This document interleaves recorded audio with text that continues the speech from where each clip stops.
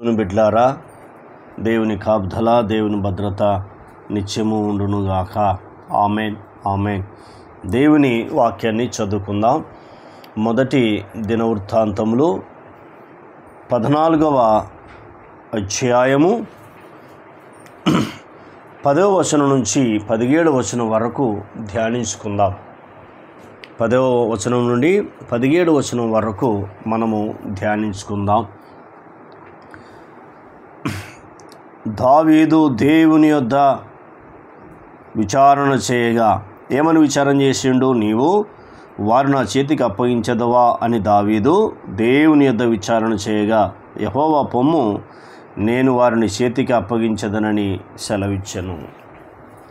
ఫిలిస్తీన్ల విషయంలో దావీదు ప్రార్థిస్తున్నాడు. దేవుని సన్నిధిలో కూర్చొని అడుగుతున్నాడు, అయ్యా, ఫిలిస్తీన్లు వచ్చారు, మరి వారిని ఎదిరించడానికి నేను వెళ్ళన్నా వద్దా?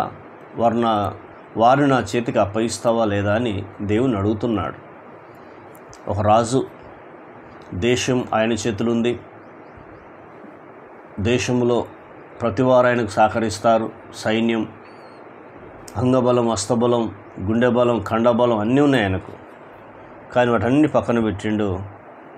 రాజులకు రాజు, ప్రభువులకు ప్రభు అయిన దేవుని మీద ఆధారపడుతున్నాడు. మరి నీవు కూడా నీకు అంగబలం, హస్తబలం, గుండె బలం, కండబలం ఎన్నెన్ని ఉండవచ్చు, కానీ యేసుక్రీస్తు మీద ఆధారపడుతున్నావా? దావీదు వలె అవన్నీ పక్కన పెట్టి ఆయన సన్నిధిలో కూర్చొని నీకు వస్తున్న బాధలు, నీకు వస్తున్న శ్రమలు, నీకు వస్తున్న కష్టాలు దావీదు వలె అడుగుచున్నావా? అడుగు, నీ సమస్యలన్నీ పాదాల కిందకి వస్తాయి. అవన్నీ నిన్ను విడిచి వెళ్తాయి. నీవు ఉన్నతమైన స్థితిలో దేవుడు నిన్ను నిలబెడతాడు. పోయాడు, తరిమాడు, హతం చేశాడు. హతం చేసిన తర్వాత మళ్ళీ చూస్తే కొంతకాలానికి మళ్ళీ వచ్చారు దాడి చేయనికి. అందుకే బైబిల్ చెప్తుంది, మనం పోరాడుతుంది శరీరంతో కాదట, ఎవరితోనూ, ప్రధానులతోనూ, అధికారులతోనూ, ఆకాశ మండలములో ఉన్న దురాత్మ సమూహములతో పోరాటం. ఈ దురాత్మ సమూహములతో పోరాటం అంటున్నప్పుడు అప్పుడు నీవు పరిశుద్ధాత్మ శక్తి సమృద్ధిగా నింపబడాలి. అప్పుడు దేవుడు కృప చూపుతాడు, సహాయం చేస్తాడు. అపొస్తలుల కార్యం 2వ అధ్యాయం 2వ వచనం ప్రకారంగా అందరూ పరిశుద్ధాత్మతో నిండిన వారై ఆ ఆత్మ వారికి వాక్శక్తి ఇచ్చింది. పరిశుద్ధాత్మతో నింపబడాలి. అప్పుడు దురాత్మలు ఎదిరిస్తావు. సరే, వచ్చిరు, మళ్ళీ దేవుని దగ్గరికి వస్తున్నాడు. దావీదు అడుగుతున్నాడు. దావీదు తిరిగి దేవుని యొద్ద విచారణ చేసెను. అందుకు దేవుడు, నీవు వారిని తరుముకొని పోక వారిని తప్పించుకొని చుట్టూ తిరిగి, వాళ్ళు తరుముకును, నువ్వు తప్పించుకొని పోయి చుట్టూ తిరుగు అని చెప్పేసి కంబలి చెట్లకు ఎదురుగా నిలిచి అక్కడ ఉండు అంటున్నాడు. నువ్వు తప్పించుకొని పోవాలి, తిరగాలంటే చెట్టు దగ్గర ఉంటున్నప్పుడు ఆ కంబలి చెట్లు కొనలు యందు కాళ్ళ చప్పుడు నీకు వినబడినప్పుడు వారితో యుద్ధము కలుపుటకై బయలుదేరి వారి మీద పడుము. ఆ చప్పుడు వినినప్పుడు ఫిలిస్తీన్ల దండును హతము చేయుటకై దేవుడు వస్తున్నాడని చెప్తున్నాడు. చూడు ఎంత అద్భుతమైన మాట. దేవుడు నీకు ముందుగా బయలు వెళ్ళి ఉన్నాడని తెలుసుకోమని సెలవిచ్చారు. నేను ముందుగా వెళ్తాను అంటే, ముందేమో తనను వెళ్ళమన్నాడు, హతం చేశాడు. ఇప్పుడు రెండోసారి దేవుడు స్వయంగా దిగి వస్తున్నాడు. ఆయనే దిగి వస్తున్నాడు, హతం చేస్తున్నాడు, నీకంటే ముందుగా పోతున్నాడు. అందుకే దేవుడు మనకంటే ముందుగా వెళ్ళాలన్నప్పుడు నీవు మౌనం ఉండి ప్రార్థించాలి. నోరు అనే ఆయుధాన్ని వాడు. ప్రభును స్తుతించు, అదే ఆయుధం. కీర్తించు, ఆరాధించు, వాక్యాన్ని చదువు, వాక్యాన్ని ధ్యానించు, కృతజ్ఞతలు చెప్పు. ఇవి పక్కన పెట్టి వ్యర్థమైన మాటలు, దుర్భాష ఇవన్నీ మాట్లాడుకు నోటి నుంచి. ఇంకా నీ శ్రమలు ఎక్కువవుతాయి, బాధలు ఎక్కువవుతాయి, కష్టాలు ఎక్కువవుతాయి. అందుకే దావీదు, భక్తిహీనుడు నా ఎదుట ఉన్నప్పుడు నా నోటికి చిక్కం పెట్టుకుంటా అన్నాడు.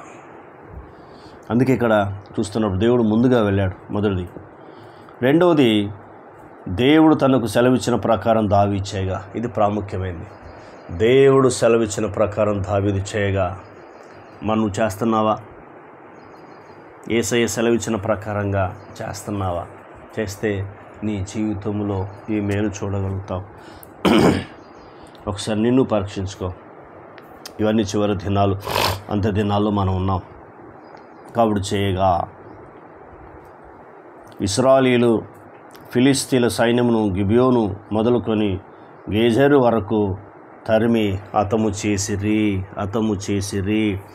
ఎంత అద్భుతమైన మాటలు చూడు. హతము చేసిరి. కాబట్టి దేవుడు జోక్యం చేసుకోవాలి. దేవుడు జోక్యం చేసుకుంటున్నప్పుడు నువ్వు ఎలాంటి ప్రాబ్లమ్స్ రావు.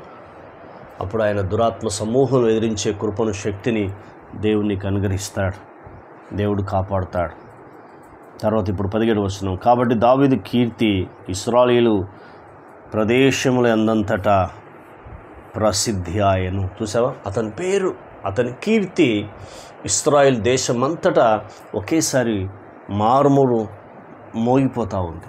చిన్న గ్రామం మొదలుకొని పెద్ద గ్రామం వరకు కీర్తి, చూసారా, ప్రసిద్ధి ఆయను అంటున్నాడు. ఫస్ట్ కీర్తి, రెండవది ప్రసిద్ధి ఆయను, మూడవది ఇక్కడ చూస్తున్నప్పుడు యెహోవా అతని భయము అన్నజనులందరికీ కలగజేశాడు. చూసావా, ముందు దావీదు భయపడ్డాడు. అబ్బో పరిస్థితి బాగాలేదు, నేను దేవుని దగ్గరకు వెళ్ళాలనుకున్నాడు, దేవుని దగ్గరకు వచ్చాడు, ప్రార్థన చేశాడు. ఇప్పుడు జనాలు ఆయనకు భయపడుతున్నారు. మరి అందరినీ భయపడాలంటే ఫస్ట్ నువ్వు దేవుని భయపడి దేవుని దగ్గరను ప్రార్థించని నేర్చుకో. దేవుడు అద్భుతం చేస్తాడు. ప్రార్థన. కన్న తండ్రి, నీకు స్తోత్రాలు. విన్న మాటలు దుష్టతకు పోకుండా సహాయం చేయండి. ఈ మాటల ద్వారా మీరు మమ్మల్ని ధైర్యపరిచి ఆదరించినందుకు వందనాలు.